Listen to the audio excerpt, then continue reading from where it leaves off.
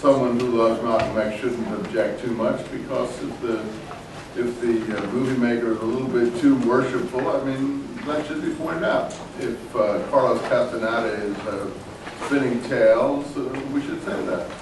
If the Bhagavad Gita isn't really going to get us to out of existence, you know, that should be noted.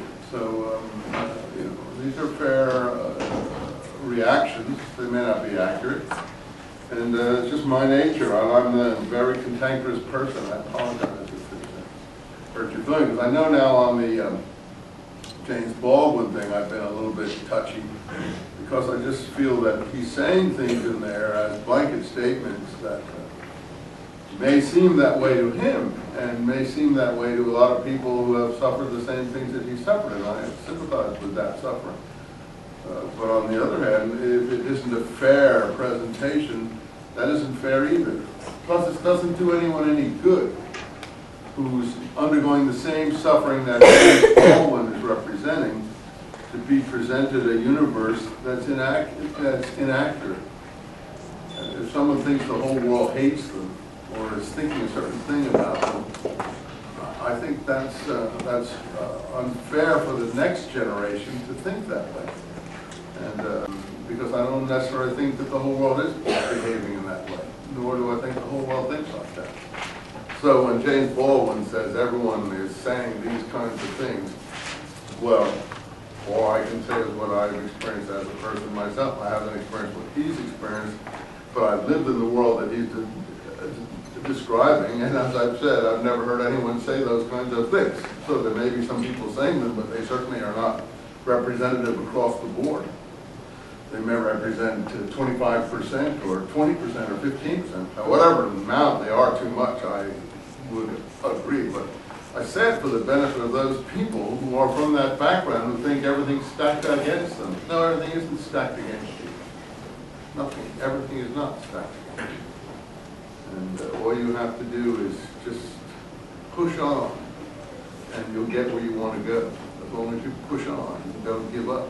And this kind of thing, to my mind, doesn't help people push on. It helps people give up and get down. And that's the reason I fight against it to some extent. I apologize if I hurt anyone's feelings. I do the same thing for my kids.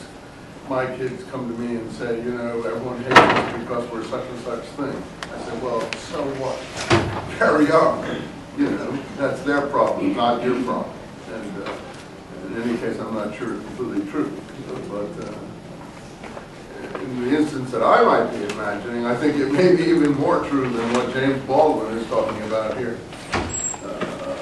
But anyway, so we were talking about his description of the world that he grew up in, around page 16, the whores and the pimps and so on, which makes me sad that that's the only universe that he seemed to have experienced.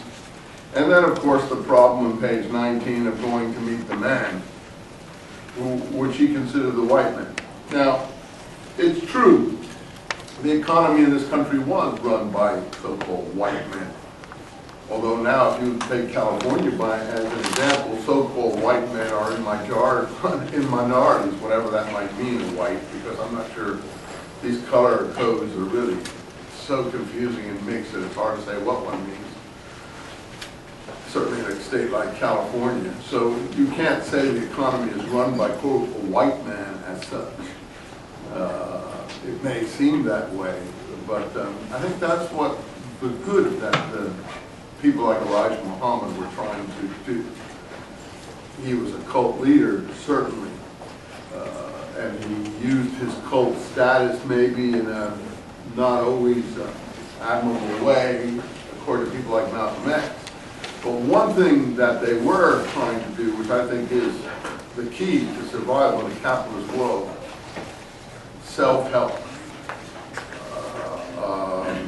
Small business entrepreneurship, whatever race you are. And as I've tried to say in this class, the best, most shining example of that is people from an Asian American background. And I mean by Asian American, anyone from the Indian subcontinent all the way to Japan and Korea. I don't think those people, whatever scholars you may consider, I mean, in the Indian subcontinent are, you know, colored, if you want to call it that, as anyone from Africa, really. But I don't think those people think of themselves in those terms. All they want to do is get on in the business world and succeed. They want to get a small operation going. They want to get a small shop going. They want to get a small business going. They want to get small entrepreneurship going. They believe totally in capitalism. I'm not saying capitalism is the best system in the universe. All I'm saying is that's what we're stuck with. You know, we're not going to change that in our lifetime. And we live here in our lifetime. We only have 30 or 40 years to deal with life in a mature way. So we've got to accept the world as we find it, unless you want to be like Kay Guevara or something. They made a new movie about it called The Motorcycle Diaries. And I was looking at the PR stuff with Robert Redford last night on Tavis Smiley. Tavis Smiley is a perfect example of an African American who doesn't have any problem moving up the scale as long as he, you know, is industrious and serious. And I think that goes for any person of any racial background. But in any case, he was interviewing Robert Redford about that movie. So unless you want to be a Che Guevara, that's about Che Guevara's young years motorcycling around Latin America before he got revolutionary, you're going to have to deal with the world as you see it. And the best way to deal with the world as you see it, unfortunately, is to try to make the best of it that you can. You may not like it, but